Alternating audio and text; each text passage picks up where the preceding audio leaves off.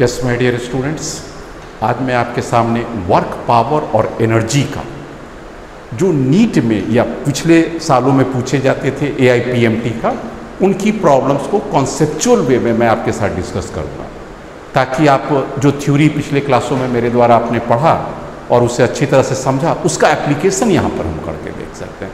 उसी कड़ी में हम 2020 से क्वेश्चन शुरू करते हैं और 1999 तक के जो क्वेश्चंस हैं उन सभी को मैं सॉल्व करूँगा। यहाँ पर आप आ जाइए। 2019 नीट में क्वेश्चन ये आया हुआ था, 2020 में कोई क्वेश्चन नहीं आया था वर्क पावर एनर्जी से, तो मैंने पहले 2019 से ही क्वेश्चन उठाया। क्या कहता है, आप उस क्वेश्चन पर जरा गौर कीजिए। मैं यहाँ पर ले लिया, a force is function of y such that force equal to 20 plus 10y, and this of course along the y positive direction, where F is in Newton and y is in meter. So F is a force which is dependent on y, so it is a variable force. Find the work done when the particle changes its position from y1 0 to y2 equal to 1 meter. अब यहाँ पर discussions करने की बात है and conceptual vision की बात है। क्या कहता है कॉन्सेप्चुअल विजन? सबसे पहले वर्क डन निकालने का basic idea, force dot displacement. और यहाँ पर भी अगर फोर्स वेरिएबल है तो फिर वेरिएबल वर्क डन के हिसाब से इंटीग्रल वे में आपको लिखेंगे। तो वर्क डन कैसे लिखते हैं वेरिएबल केस के लिए? F। आप देख लीजिए कि किस कोऑर्डिनेट में चेंज करता है। आप देखेंगे कि यहाँ y कोऑर्डिनेट में चेंज करता है, तो F डॉट dx देने की ज़रूरत नहीं है, रेदर आप F डॉट dy दीजिए। ये आपके पास आ गया, बोथ आर वेक्टर क्वांटिटी आ गई। यहाँ पर आपके पास फोर्स क्या हो गया? 20 प्लस 10y है। आप आ जाइए, 20 प्लस 10y आ गया। Now this is the dy आ गया। चूंकि फोर्स और y का displacement along the same line है, इसलिए cos 0 equal to dot product में cos थीटा आएगा और cos 0 इक्वल टू 1 आ जाएगा, and this is the small work done हो गया। Now this is the small work done due to the variable force. Now integral both the ways. y is a function, कहाँ से कहाँ तक जाता है? 0 to 1 मीटर है, तो 0 and 1 metre. So this side it is the work done W। यहाँ पर अगर आप इंटीग्रल करेंगे तो 20 इंटू dy हो जाएगा plus dy into y dy हो जाएगा। इसे इंटीग्रेट करेंगे, कांस्टेंट टर्म को बाहर लेते हुए 0 to 1 metre and here 0 to 1 metre. This is 20 into y, यहाँ पर 0 to 1 10, this is a y square by 2, 0 to 1। Limit की वैल्यूज़ को अगर आप इसमें पुट करते हैं तो 1 माइनस 0, इसमें 5 आ जाएगा, that is 1 square minus 0 square, obviously it is 25 joule, and this is the fix. So options आप देख सकते हैं, B is the correct answer. 2017 में एक स्प्रिंग से रिलेटेड क्वेश्चन आया। क्या कहता है कि there is a long spring which is cut into 3 different segment such that the length comes out to be 1:2:3। ठीक है, अब उससे से मान लीजिए आपके पास ये एक स्प्रिंग था, आप यूँ समझ लीजिए, इसमें कॉन्सेप्चुअल है इसलिए डिस्कशन ज़रूरी है इसके लिए। ये स्प्रिंग में इसको 3 भाग पे काटा। आप एक भाग इसे ले लीजिए, दूसरा इसे ले लीजिए और तीसरा इसे ले लीजिए। 3 भाग में कट गया। अब यहाँ से कट के ये अकेला हो गया, let us consider it is a K1। ये यहाँ से कट कर अकेला हो गया, consider it is a K2 and 3। These are the force constant. ये मैंने K1, K2, K3 लिया। कहता है कि इसकी लेंथ जो है 1:2:3 है।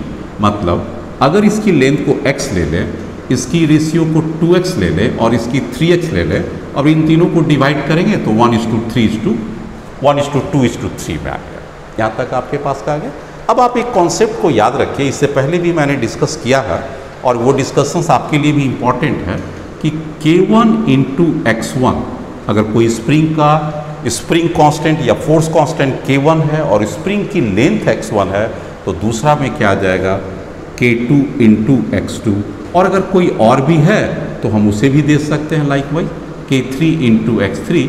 और अगर टोटल K है, इक्विवेलेंट टोटल का K है और टोटल की लेंथ अगर हम x1 plus x2 plus x3 मान लें तो हम इसे लिख सकते हैं K इंटू x।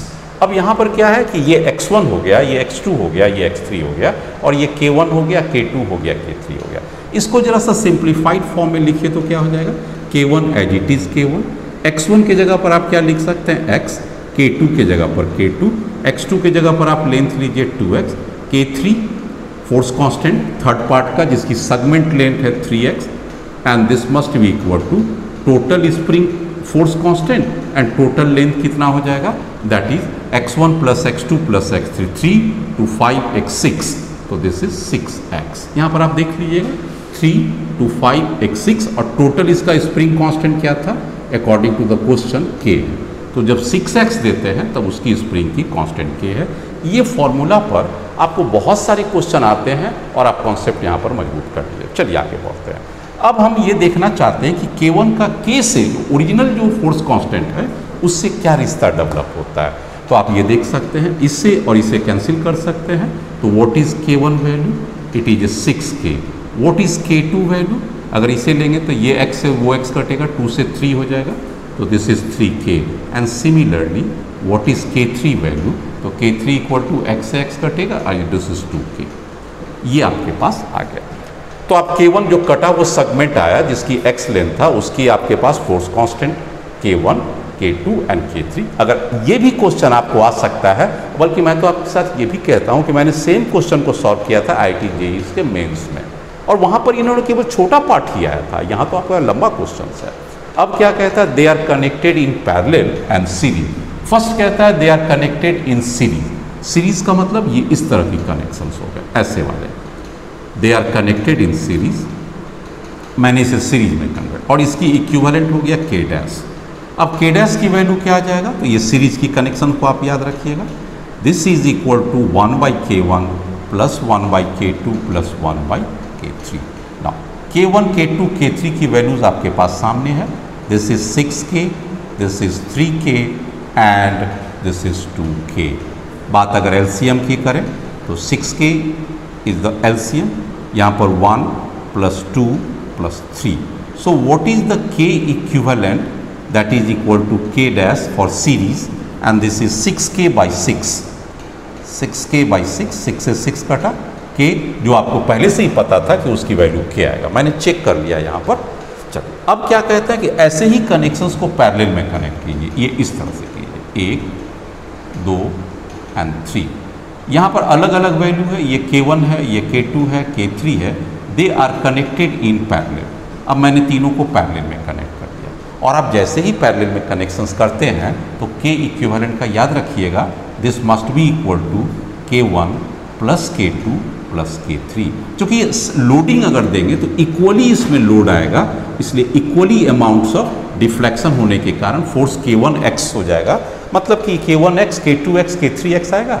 इससे हम लोग इक्विवेलेंट जब भी पैरेलल मिलेगा ऐसे ही फॉर्मेट पर आ जाइए। Now what is K1, as per the rules हमने K1 की वैल्यूज को निकाले हैं। This is 6K, this is 3K and this is 2K।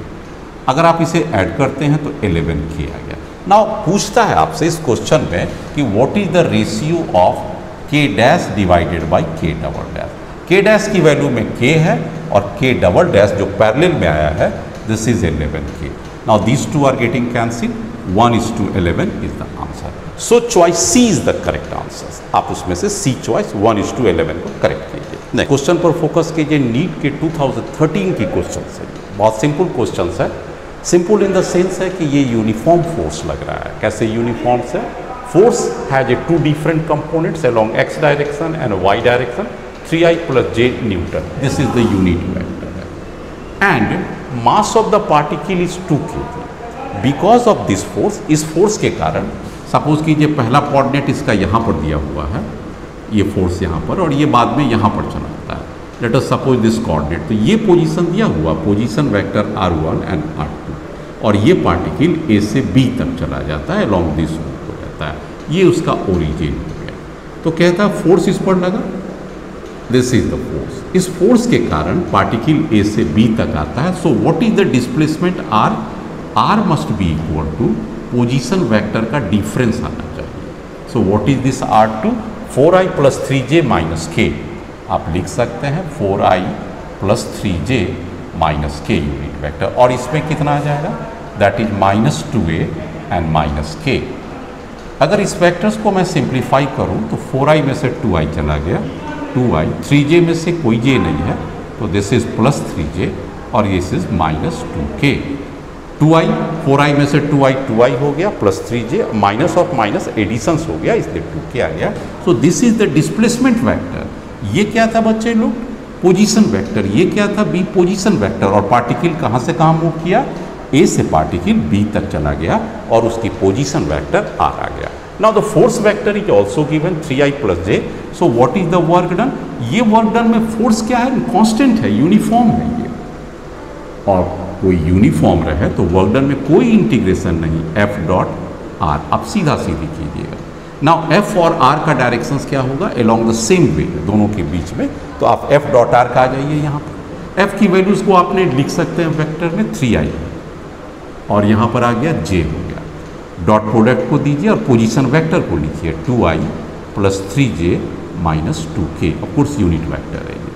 अब यहाँ पर कीजिएगा i और i में i² 1 हो जाएगा, तो 3 × 2 = 6, एंड j से j को कीजिएगा 3, और k है ही नहीं इसलिए ये 0 हो जाएगा। So what about the answer, 9 joule. So what is the choice, choice A is the correct, 9 joule. 2011 की क्वेश्चंस है, मेरे सामने बोर्ड पर है, आप फिगर वहाँ से मैच कीजिए। कहता है कि a force is acting on A particle such that it varies with position, मतलब फोर्स और पोजीशन वेरिएबल है। ये देखिए पहला फोर्स कैसा लग रहा है, आप यहाँ से यहाँ तक देखिए, देयर इज नो फोर्स, इस जगह पर आइए, यहाँ से यहाँ तक कोई फोर्स नहीं है। कितना तक कोई फोर्स नहीं है, 3 मीटर तक, ये 7 मीटर है, ये 10, और x distance is in metre है, यहाँ पर ध्यान दीजिएगा।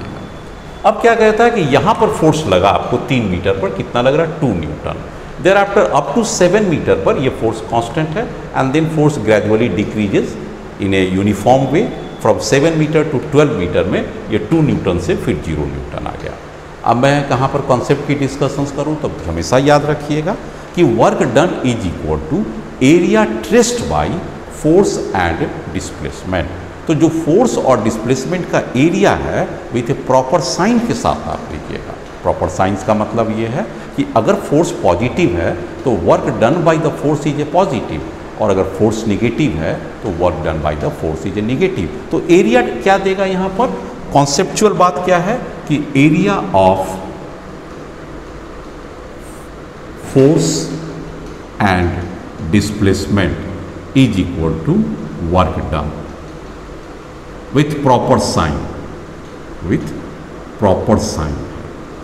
अब अगर प्रॉपर साइन के साथ आप मूव करते हैं तो ये तो पॉजिटिव ही साइन है और ये भी पॉजिटिव है, तो इसकी एरिया निकाल लीजिए and you get the work done. अब इसकी एरिया कितना हो जाएगा, वर्क डन, इस रेक्टेंगुलर को लीजिए तो 2 × 7 में से 3 गया 4, 2 × 4 प्लस हाफ ट्रायंगल के लिए ये 2 आ जाएंगे, एंड 12 में से 7 गया 5 आ जाएंगे, ये दोनों कटेगा, दिस इज 13 जूल।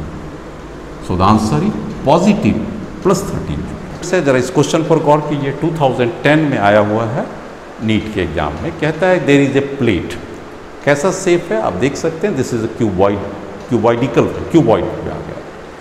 कैसा शेप है कि this is the length and this is the breath.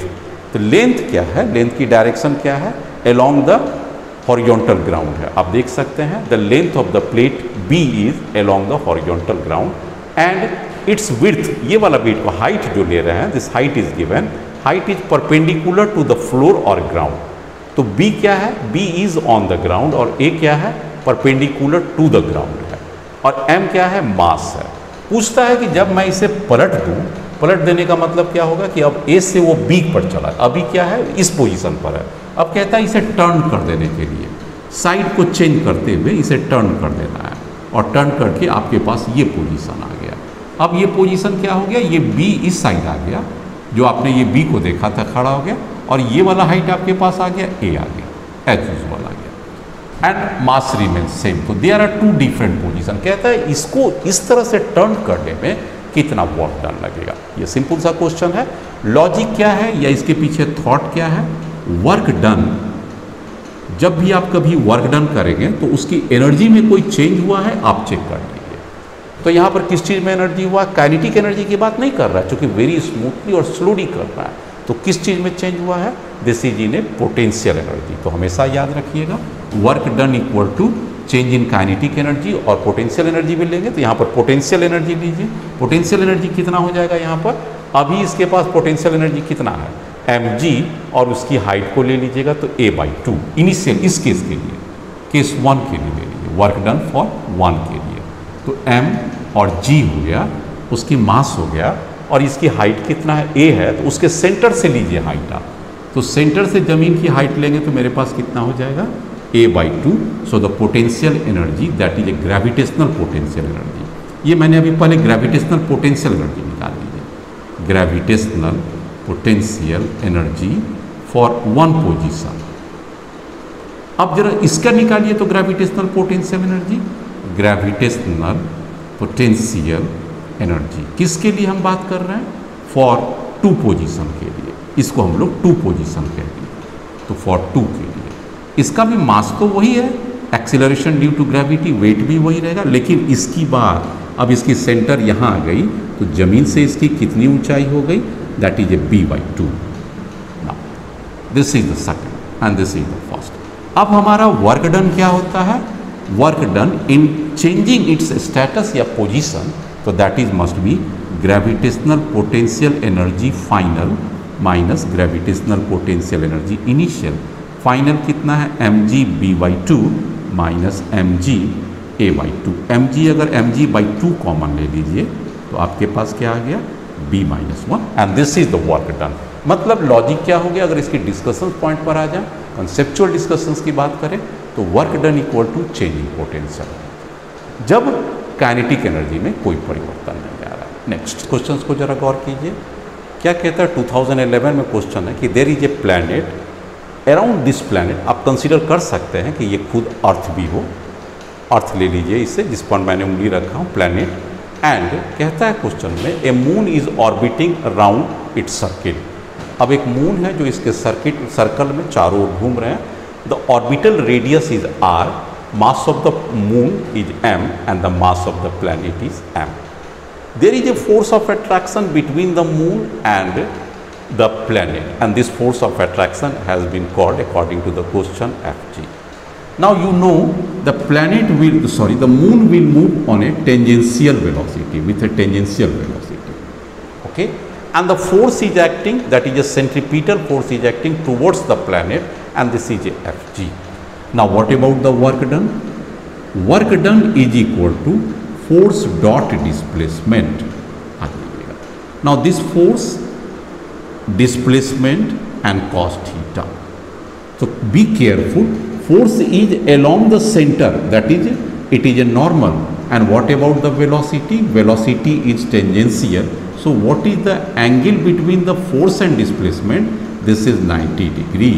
क्योंकि जिधर वेलोसिटी है उधर ही तो डिस्प्लेसमेंट होगा, तो वेलोसिटी और डिस्प्लेसमेंट के बीच में 90 डिग्री है, और cos 90 जीरो हो जाएगा, इसलिए वर्क डन क्या होगा, जीरो। तो एक बहुत ही कॉन्सेप्चुअल क्वेश्चन आ गया आपके सामने, 2007 के नीट में क्वेश्चन पूछा गया, क्या कहता है, a ball is dropped from a height h from the top of a spring. आप देख सकते हैं यहाँ पर स्प्रिंग है, this spring is mounted on a table. तो यहाँ पर ये माउंटेन कर दिया है टेबल पर, स्प्रिंग की कोई हाइट नहीं दी गई है। हाँ, ये जरूर दिया गया है कि the ball which has a mass small m और is top of the spring से उस बॉल की दूरी h है। अब कहता है कि दिस बॉल इज रिलीज किया, तो ये क्या किया, ये बॉल इस पोजीशन पर गिरा और इसे कंप्रेस कर दिया। कंप्रेशन का मतलब क्या है, मैक्सिमम कंप्रेशन। तो इसकी अगर मैं दूसरा फिगर बना लूँ तो स्प्रिंग अब यहाँ पर आ गया, ये पोजीशन, बॉल अब आ गया, और बॉल्स के कारण ये यहाँ तक आ गया, और ये कहता है कि ये जितना कंप्रेस हुआ है, दिस इज d, और ये पहले से हाइट है h, तो this is the new position of the spring and this is the maximum compression. तो d क्या है, d is the maximum compression of spring. Maximum compression का मतलब दब जाना हुआ बच्चे लोग, मैक्सिमम कंप्रेशन ऑफ स्प्रिंग, इससे ज़्यादा नहीं दबेगा ये। चल पूछता है कि what is the net work done, total work done क्या हुआ। तो there is a formula for work done, क्या कहता है, work done must be equal to, work done का मतलब कौन, total, must be equal to change in kinetic energy, that is kinetic energy final and kinetic energy, this is the work energy theory. अब जितने भी तरह के work done होंगे सबको आपको निकालना पड़ेगा।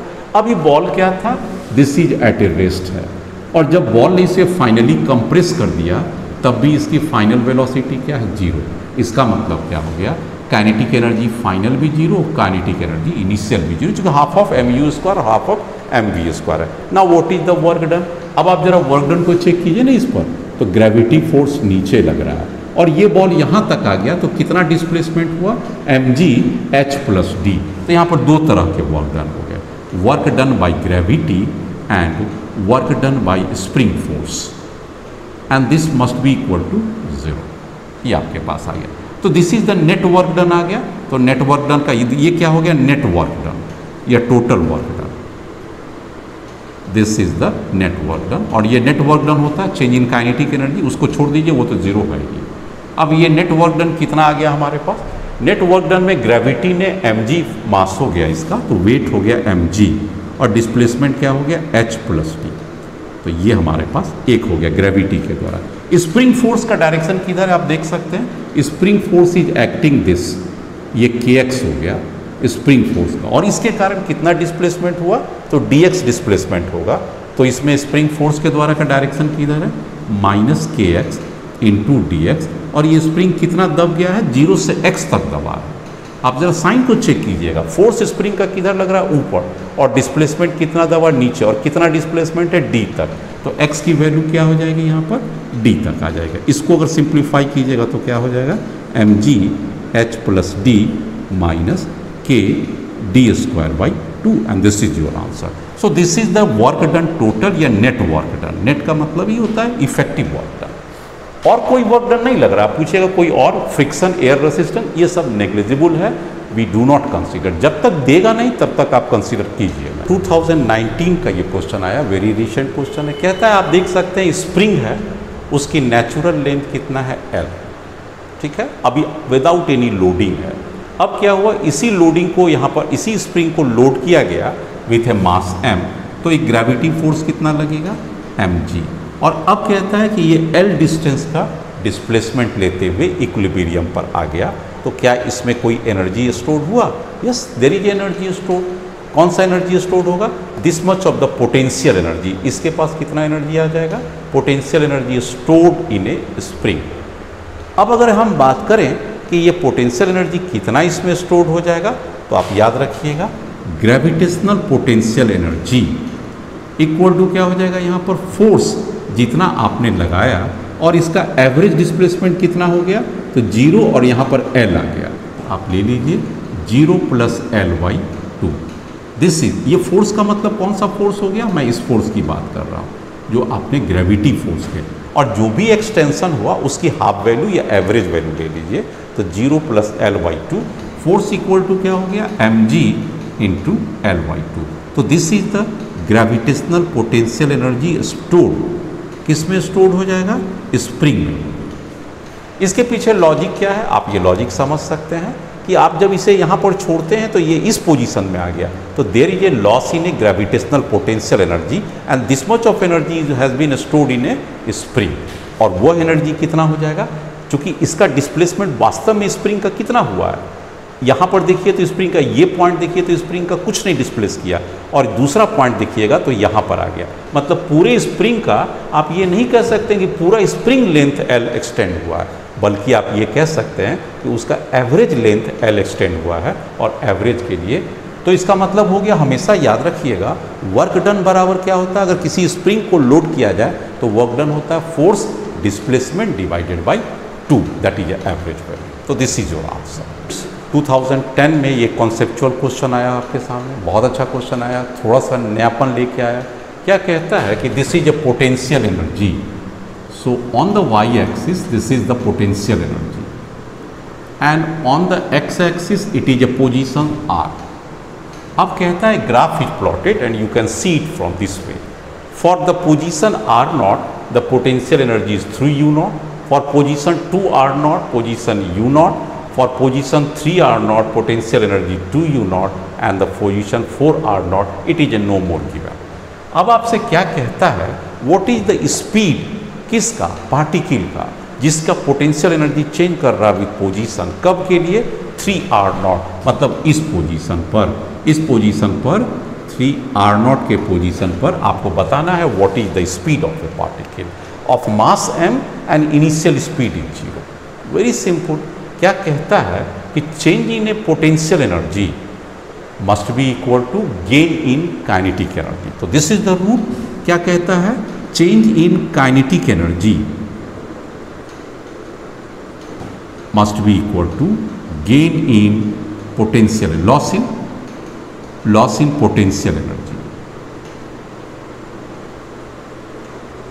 ये अब यहां पर गेन, चेंज का मतलब हो गया गेन, क्योंकि अगर पोटेंशियल एनर्जी लॉस करेगा तो काइनेटिक एनर्जी बढ़ेगा, क्योंकि लॉ ऑफ कंजर्वेशन क्या कह रहा है कि काइनेटिक एनर्जी का लॉस पोटेंशियल एनर्जी को मेकअप करना है।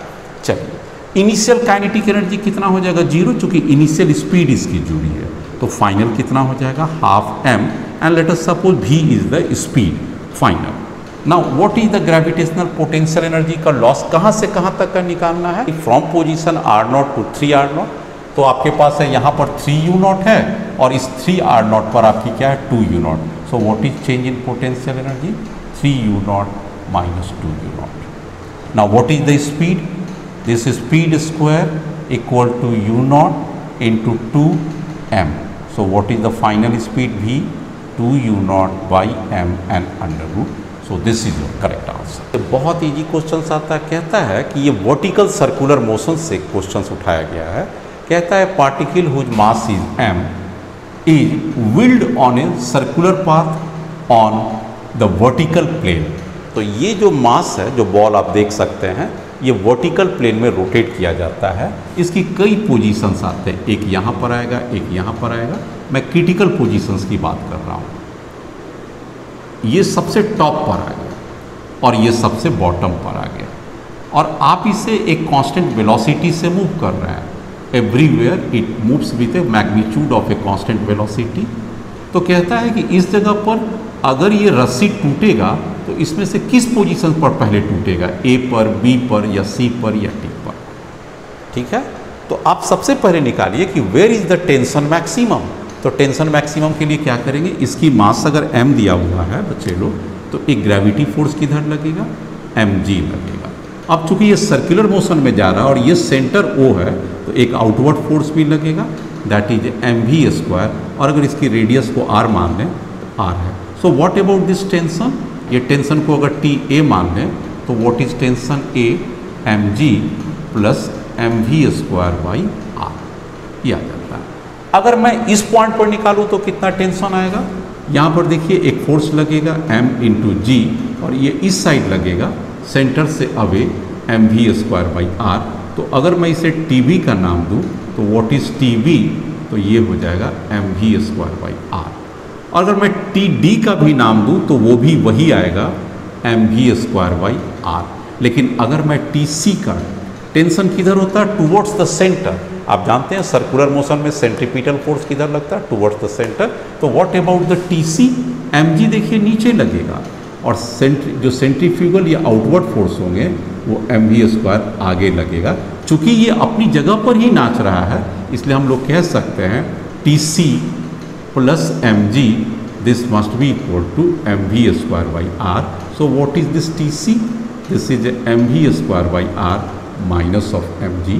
अब अगर सबसे बात कहा जाए कि इन चारों में सबसे ज़्यादा फोर्स कहाँ लग रहा है स्ट्रिंग पर, तो TA पर लग रहा है, और जहाँ पर लगेगा मैक्सिमम टेंशन वहीं पर स्ट्रिंग को ब्रेक करने की चांस होगी। इसलिए जो आपसे ऑप्शन में पूछ रहा है कि वेयर डज इट ब्रेक, तो इस ऑप्शन में हम क्या कह सकते हैं? It breaks at the lowest position पर करेगा, that is choice C is the correct answer, क्योंकि यहीं पर टेंशन सबसे ज़्यादा है। उसके बाद टेंशन सबसे कम है, तो लिस्ट चांस है ब्रेक करने का इस पोजीशन पर। नेक्स्ट क्वेश्चन पर जरा फोकस कीजिए। 2018 का बेहतरीन क्वेश्चन आया हुआ, कॉन्सेप्चुअल क्वेश्चन है। इस क्वेश्चन में वर्टिकल सर्कुलर मोशन का भी यूज़ किया गया है, और इसी क्वेश्चन में आपको वर्क डन का भी यूज़ किया गया है, काइनेटिक एनर्जी के कंजर्वेशंस का भी यूज़ किया गया। क्या क्वेश्चन कहता है आप देख सकते हैं। This is the smooth incline plane and here a mass is kept here. ये आप देख सकते हैं, ये एक बॉल है जिसकी मास m है, and it is just released, मतलब इनिशियल वेलोसिटी क्या हो गई? 0 हो गई। मास कितना हो गया? एज्यूम कर लीजिए मास इज m। अब क्या होता है? कहता है what should be its minimum height h। ये h कितना होना चाहिए from the bottom to the ball position, और ये अंडर ग्रेविटी गिर रहा है, मतलब ये वर्टिकल प्लेन पर है, so that it just completes a circle, just completes a circle. Just complete of circle का मतलब हो गया जब ये बॉल यहाँ पर आएगा तो ग्रेविटी फोर्स कितना लगेगा mg। अब चूंकि अगर इसके पास v वेलोसिटी यहाँ पर हो तो इसके ऊपर सेंट्रीफ्यूगल फोर्स आउटवर्ड कितना लगेगा, दैट इज mv², और ये वाला लेंथ लगेगा दैट इज d/2। इस लेंथ को r लेते हैं तो mv² r की जगह पर d/2, चूंकि a से लेके b तक की दूरी d है अकॉर्डिंग टू द क्वेश्चन। सो इसका डायमीटर d है तो रेडियस d/2 हो जाएगा। ये बात को आप समझिए। अब इक्विलिब्रियम के लिए यहाँ क्या कंडीशन बन रहा है बच्चे लोग कि ये बॉल नीचे नहीं गिरे तो इक्विलिब्रियम मस्ट बी मेंटेन, तो mv² this d/2 must be equal to mg। इससे आपके पास m से m कट जाएगा और ये ऊपर चला जाएगा तो 2v² divided by d equal to g, इसलिए v² इक्वल टू क्या हो जाएगा gd/2। आप इसे नोट कर लो, दैट इज द वेलोसिटी का स्क्वायर हो गया gd/2। अब आप एक बात याद रखिए, यहाँ से यहाँ गिरा बॉल यहाँ पर आ गया, ठीक है, तो लॉस ऑफ पोटेंशियल एनर्जी कितना हो गया h-d। इस डिस्टेंस को आप देखिए, what is d, ball finally कहाँ तक आया, यहाँ तक, तो कितना लॉस किया हाइट का, टोटल हाइट है h और ये है d, इसका मतलब फॉल कितना किया, ये वाला अगर हम लोग ले लें, लेट अस सपोज cp ले लीजिए, तो cp इक्वल टू h-d। तो अब मैं लॉजिक से लिखूं तो ये हो जाएगा loss in gravitational potential energy, और यहीं पर वो वेलोसिटी देगा तो gain in kinetic energy, gain in kinetic energy कहाँ के लिए, फॉर बी पोजिशंस के लिए। Now what is the loss, mg into h-d, very fine. Now what is the gain, that is gain in kinetic energy half m और v², v का value क्या है gd/2। या अब इसमें आपको जो कैंसिल करना है कैंसिल कर लीजिए, mg और mg कैंसिल हो गया, what is h, d plus d/4, so it is 5d/4 and so the answer. So what should be the minimum height, it should be either greater than और equal to 5d/4। चूंकि आपसे minimum पूछ रहा है इसलिए h minimum is equal to, minimum का जब case आएगा तब तो आपको ज़्यादा वाला छोड़ दीजिए, तो 5d/4। ये जस्ट टू सर्कुलेट हो गया, बहुत इंपॉर्टेंट क्वेश्चन है। नेक्स्ट बहुत अच्छा कॉन्सेप्ट है, वर्टिकल सर्कुलर मोशंस भी है और वर्क पावर एनर्जी है, दोनों जगह से ये क्वेश्चंस को लिया गया 2016 में। कहता what should be the minimum velocity of this ball, late us consider its mass is m, so that it completes A loop, ये एक सर्किल में कंप्लीट घूम जाता है, यहाँ से ये पूरा एक यहाँ आता है, यहाँ पड़ जाता है, and it again comes to the same position. तो what is this v minimum, ये करता है। What is the radius, r is the radius of a circle. यहाँ पर इसे आप दो दृष्टिकोण से देख सकते हैं, एक आप देख सकते हैं स्फेयर में भी इसे रखा जा सकता था as a just like a ball, आप दूसरे तरह से क्या देख सकते थे, एक स्ट्रिंग के सहारे भी बॉल को रख सकते थे और बॉल को कितना वेलोसिटी देते so that it completes A loop. दोनों ही एक ही क्वेश्चन है। इस जगह पर क्या रखा गया है, बॉल को रखा गया और बॉल सिंपल लूप करेगा on the inner side of A sphere, या सिंपल वे में कहिए कि एक स्ट्रिंग के सहारे इसे मैंने लटका के रखा और पूछते हैं कि v मिनिमम कितना दें so that it completes A loop, मतलब यहाँ पर ये मूव कर जाएगा v वेलोसिटी से and it completes A looping, this is centre O। अब दोनों ही स्थिति का लॉजिक तो सेम होगा। सपोज कीजिए ये बॉल यहाँ आ गया, बॉल सर्कुलर मोशन में घूमे, इसके लिए एक v की ज़रूरत है और ये भी टॉप पोजीशन पर है, ये भी कितना की ज़रूरत पड़ेगा, तो वही लॉजिक जो पिछले क्वेश्चन में बताएं, ये mg रहेगा और ऊपर में कितना फोर्स लगेगा, लेट अस कंसीडर v1, तो mv1² एंड रेडियस r। अब फॉर इक्विलिब्रियम क्या हो जाएगा बच्चे लोग, फॉर इक्विलिब्रियम दोनों फोर्स को बराबर होना पड़ेगा, तभी तो ये बॉल नीचे नहीं गिरेगा, अदरवाइज तो ये फॉल कर जाएगा ना। तो अगर नीचे ना गिरे तो इसका मतलब क्या कंडीशन हो जाएगा, mv²/r, m मास हो गया, v1 वहाँ पर का वेलोसिटी, ये velocity divided by r, that is a centrifugal force and must be equal to mg। यहाँ m से m कट गया, इसलिए v1² क्या हो गया gr, and I call it equation 1। यहाँ तक आ जाए, लेकिन आपसे पूछा तो यहाँ का वेलोसिटी गया ना, what is this minimum velocity. अब यह कीजिए कि इस लेवल पर और इस लेवल पर एनर्जी को इक्वेट कर दीजिए।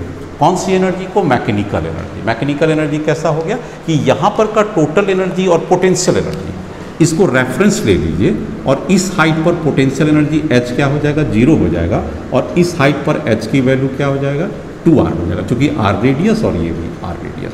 नाउ अब कंजर्वेशन ऑफ एनर्जी लगाइए यहाँ से यहाँ तक का, तो टोटल एनर्जी या मैकेनिकल एनर्जी को मैं इस स्थान को 1 देता हूँ और इस स्थान को, क्या इस स्थान को a दे दीजिए और इसे b दे दीजिए, तो mechanical energy at a must be equal to mechanical energy at b आ जाइए। ना what is the mechanical energy? Kinetic energy. कितना kinetic energy? Half m and this is v a का स्क्वायर, जो आपको निकालना है v मिनिमम का square. What is the gravitational potential energy? mg और उसकी हाइट 0। यहाँ पर आइए, what is kinetic energy? Half m v1 square. What is the gravitational potential energy? mg into 2r। अब इसको सिंप्लीफाई कीजिए, ये तो खत्म ही हो गया, ये मास से ये मास और ये मास कॉमन कैंसिल हो गया।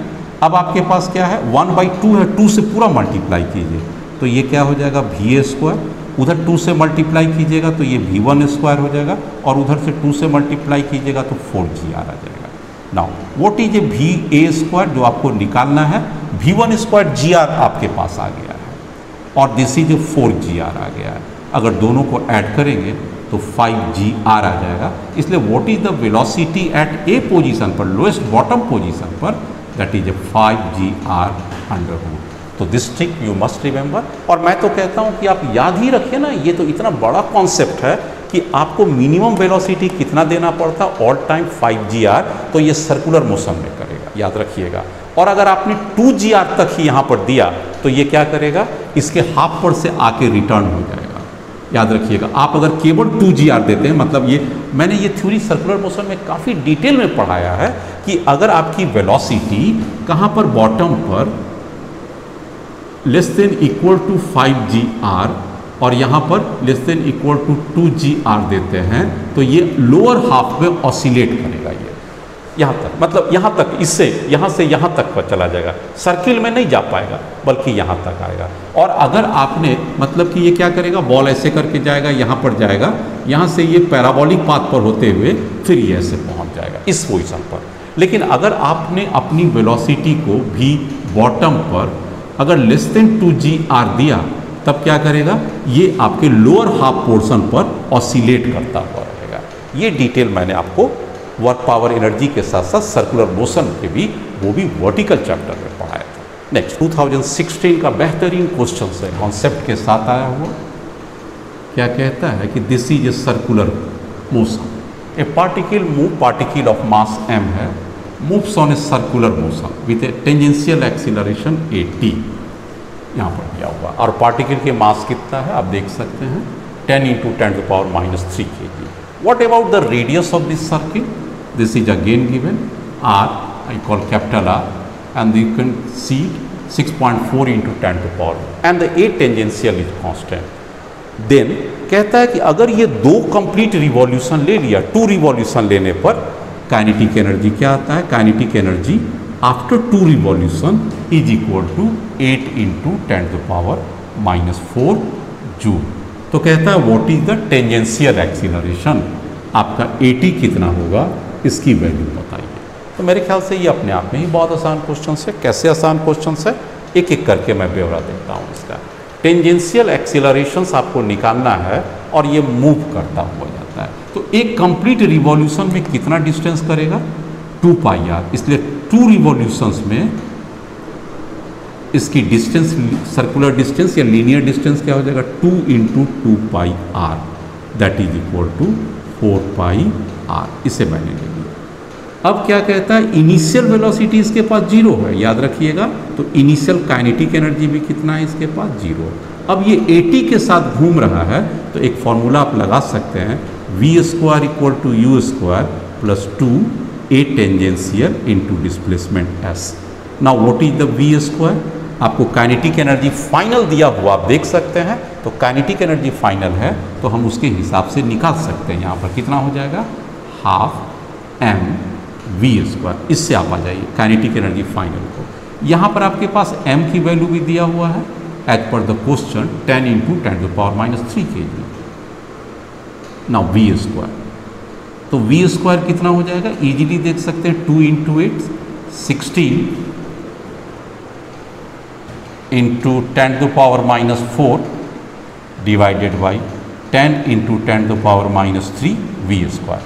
मैंने इसको मल्टीप्लाई कर दिया 16 इंटू 10⁴, ये डिनोमिनेटर में आ गया और v² आ गया। इससे वेलोसिटी निकाल लीजिए। इस वेलोसिटी को सिंप्लीफाई कीजिएगा तो ये कितना हो जाएगा, 10⁻, ये हो जाएगा 10⁻⁻1 और 0.16 हो जाएगा।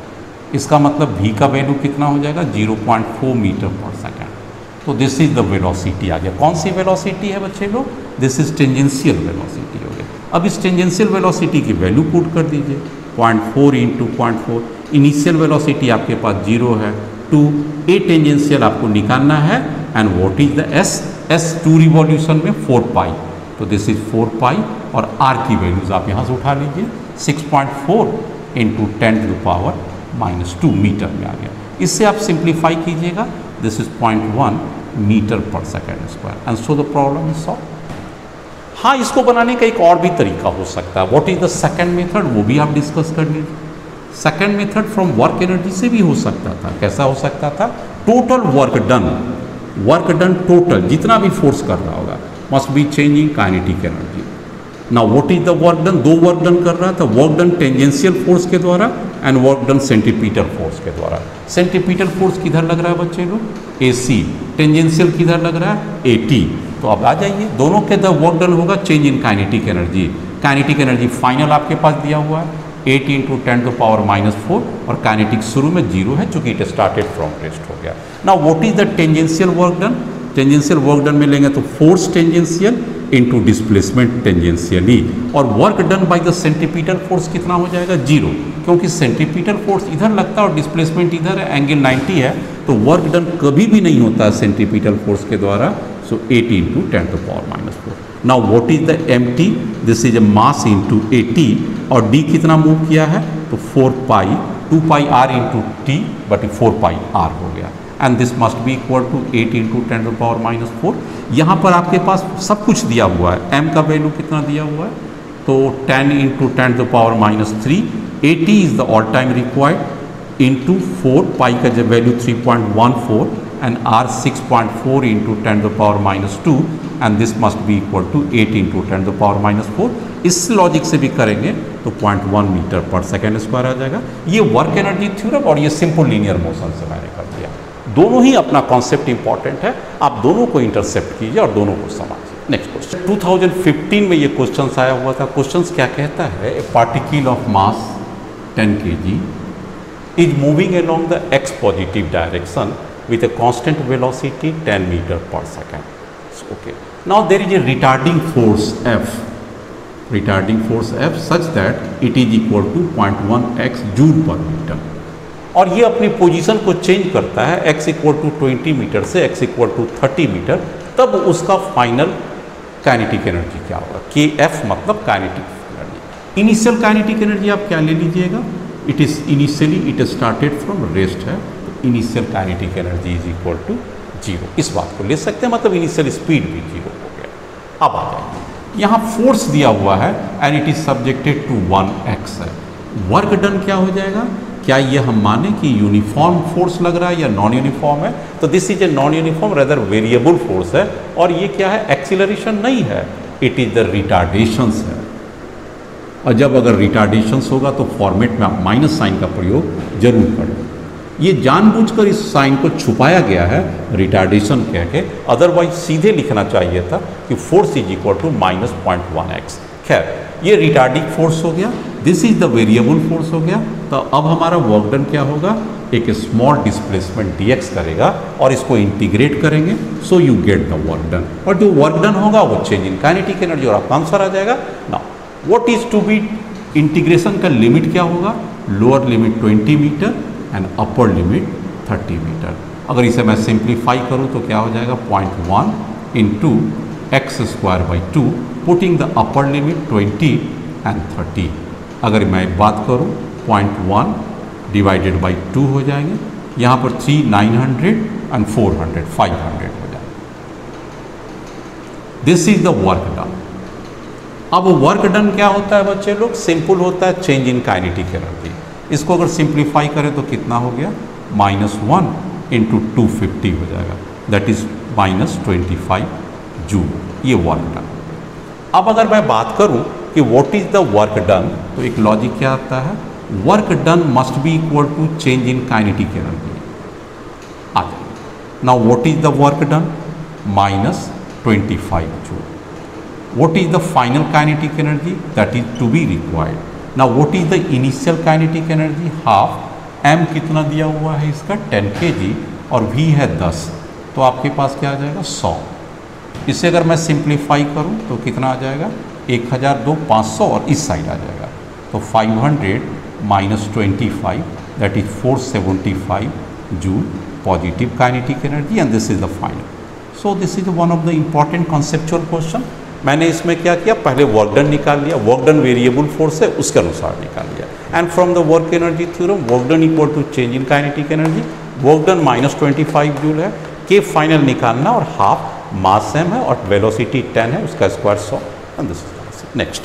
एक बहुत ही कॉन्सेप्चुअल क्वेश्चन आया 2008 की क्वेश्चन से, क्या कहता है, a raindrop of mass 1 gram that is 1 × 10⁻⁴ it just drops, मतलब initial velocity 0 under gravity 10 metre पर second square. Now after falling a height of 1 kilometre it strikes the ground at 50 metre पर second.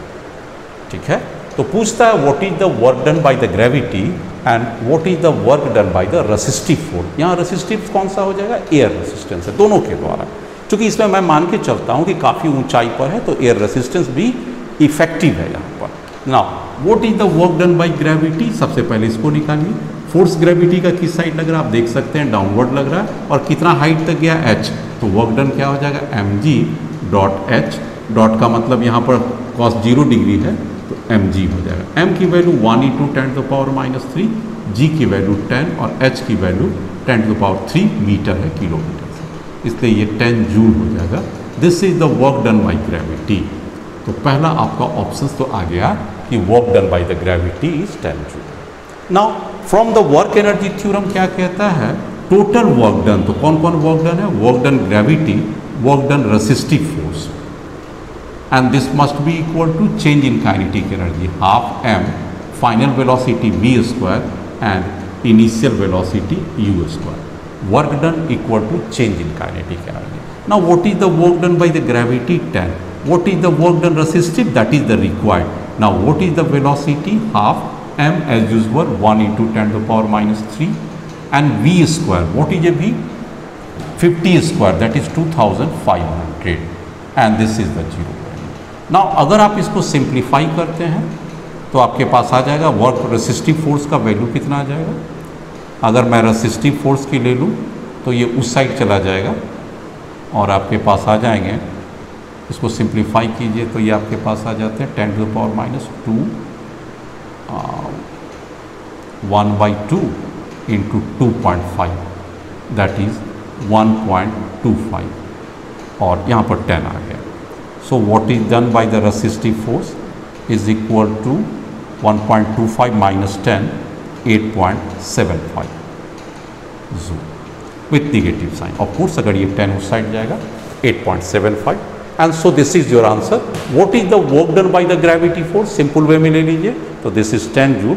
What is the work done by the resistive force ले लीजिए। Work done नीचे क्यों आया, क्योंकि आप देख सकते हैं वाटर ड्रॉप नीचे जा रहा है और रेसिस्टेंस फोर्स ऊपर है, दोनों एक दूसरे के अपोजिट डायरेक्शन में, सो 180 डिग्री आएगा डॉट प्रोडक्ट में और 8.75। So choice D is the correct answer. Next एक क्वेश्चन कहता है a force which is a time dependent acts along two different directions I unit vector and j direction and this force is a function of time t.